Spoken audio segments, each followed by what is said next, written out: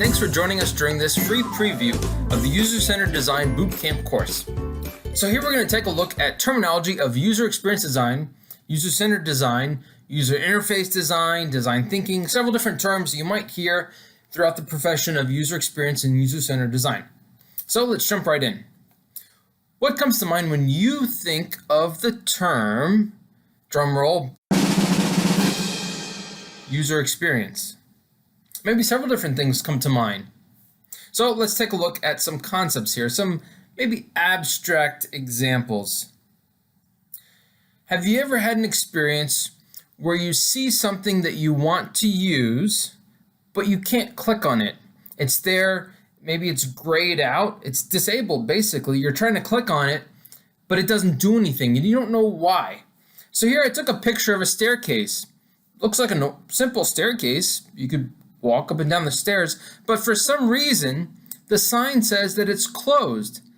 And it's closed temporarily. So why? So it wasn't the best experience. In that case, I didn't really want to go up the stairs. I had no idea what was at that black door that's at the top of the stairs. I actually was looking for a seat. I wanted to sit down and I wanted to sit on the steps, but they were blocked off for some reason. I didn't know why. And why were they closed? And why were they closed temporarily?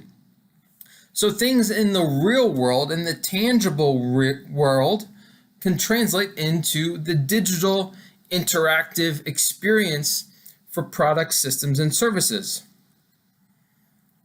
So actually, let's look at some definitions here and establish a baseline for these terms.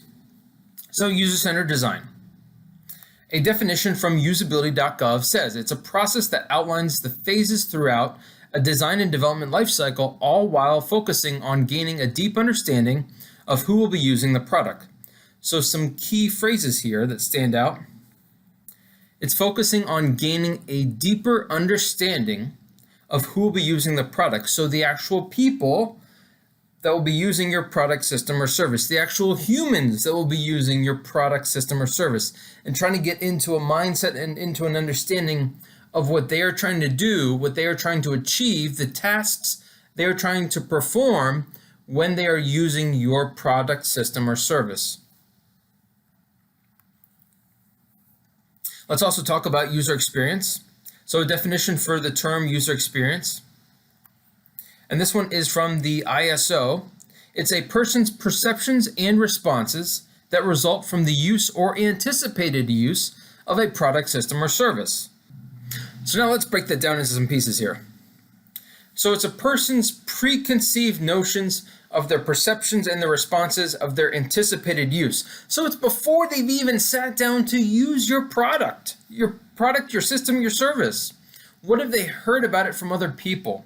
What have they read about it? What have they watched about it? What has someone told them about it? When they sit down to use your product, they're bringing those preconceived notions, that anticipated use in their mindset as they're about to use your product. And certainly, while they're using the product, is it a useful experience, a usable experience, a delightful experience? Do they enjoy using it? Do they look forward to using your product, system, or service again in the future?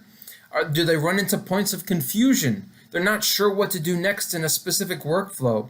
They're getting frustrated using your product and they're scratching their head. They're not sure what to do next. So it's the anticipated use before they've even begun to use your product. It's certainly while they're using your product, system, or service. So it's a larger spectrum. It's more than just specific button clicks and mouse clicks and taps on the screens that most people think of for user experience. It's a larger spectrum here for the humans that are about to use your product, system, or service. So now let's take a look at another example, another sort of abstract example. So not something about mobile apps and web apps and actual digital or tangible products, systems, and services, but maybe something more abstract here. So these are some pictures that I took down near the San Diego harbor. And in this case, you might notice there's something here on the screen and it's labeled. And it might be kind of explicit of what it is, but sometimes things need to be explicitly labeled. So in this case, it was a ladder from the pier down into the water. But in some cases, some systems, maybe because of regulation or because of different mandates or standards, guidelines, you have to explicitly label something that even to most people might be obvious, but you have to follow certain protocols to explicitly label things. Now, sometimes over the span of a life cycle for a product, for a system and a service, things might change and things might go awry. So here's another photo, and see if you can notice what might be a little different in this photo. So in this case, I took this photo a couple months later, and they'd performed some renovations. They improved the pier, they added some new concrete pylons, it seemed like, and the original label was still there, but now the ladder moved of where they now reinstalled the ladder, and so now the labeling is a little bit off. And sometimes you might see that, especially in a web app or in a mobile app, where maybe something labeled on one side, but what it's related to is somewhere else. There's a disconnect in the proximity of things, of the elements within the interface or within the experience, and sometimes that can cause confusion or frustration. So again here, pointing out, I think I've got them circled, yep. I had to remember what I had in my slides here, that the labeling ladder is now disconnected from the actual ladder where they reinstalled it after they completed those renovations. And I've been a part of many tech projects where that certainly can happen over time, and you have to be cognizant of that as you further improve and add additional enhancements to your product, system, or service. Let's take a look at one more photo. So in this case, it was a different part of the pier further down, and you might notice something here too. Not only is there a label, there's two labels, and there's no ladder. Something changed and something's missing here. So who knows, maybe a storm knocked off the ladder, or a boat hit the dock hard, or someone just removed the ladder and uninstalled it, but the labels are still there.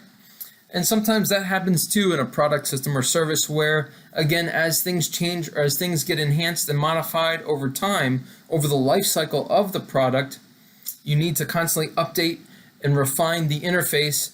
As you add new things to it, sometimes you just need to sort of reevaluate where things are positioned to make sure that it's the best experience for your customers. So we're going to talk more about those techniques in this course. So that's been a quick look at some of the terminology for user-centered design, user experience, some abstract examples. Hopefully you enjoyed those. So I look forward to more conversations with you in this course.